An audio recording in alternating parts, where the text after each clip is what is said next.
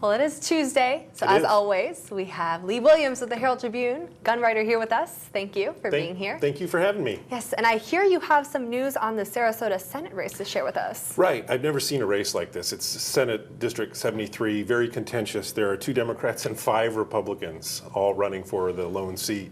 Kind of hard to break for those candidates, maybe one of them to break away from the pact.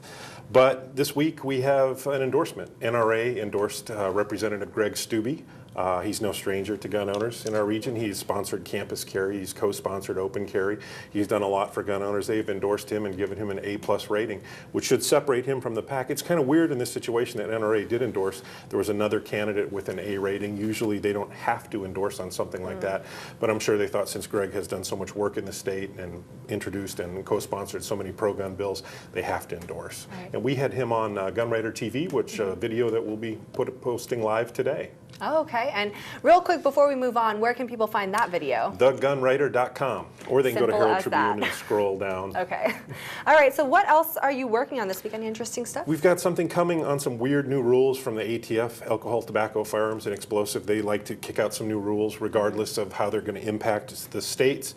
One of the things they put a rule out on concerns NFA weapons that are weapons and accessories governed by the National Firearms Act. They include machine guns, short-barreled rifles, short-barrel shotguns, and suppressors. And suppressors, especially in Florida, or silencers, as some people call them, are surging in popularity. And they're all controlled under NFA. Well, according to ATF's new rule, anybody who purchases one of those is going to have to take a copy of their federal form to buy it, a Form 4 or a Form 1, and bring that over to the sheriff's office and drop it off with the sheriff's office. Which sounds good, except in Florida, no law enforcement agency can keep a list of gun owners. So we kind of have federal law and state law at contretemps over what to do.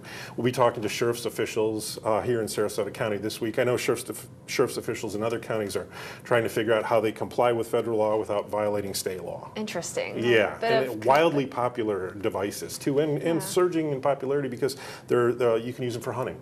Okay, so what is the talk on that? I mean, how are people responding to all this news? Basically, they're questioning and they're calling gun lawyers and calling me, and I'm like, I don't know. We're going to try and find out and get some clarity this week. Okay. Because it's putting the sheriff's office in a bad position. I know a lot of them don't want to regulate or keep lists of gun owners for a lot of reasons, not including state law that says they shouldn't. Seems like that might be a bit of a conflicting issue there, but we'll have to wait and see how it unfolds. Yeah, we'll have that information this week, hopefully. All right, perfect. So you heard it, thegunwriter.com? Yes, thegunwriter.com. All right, perfect.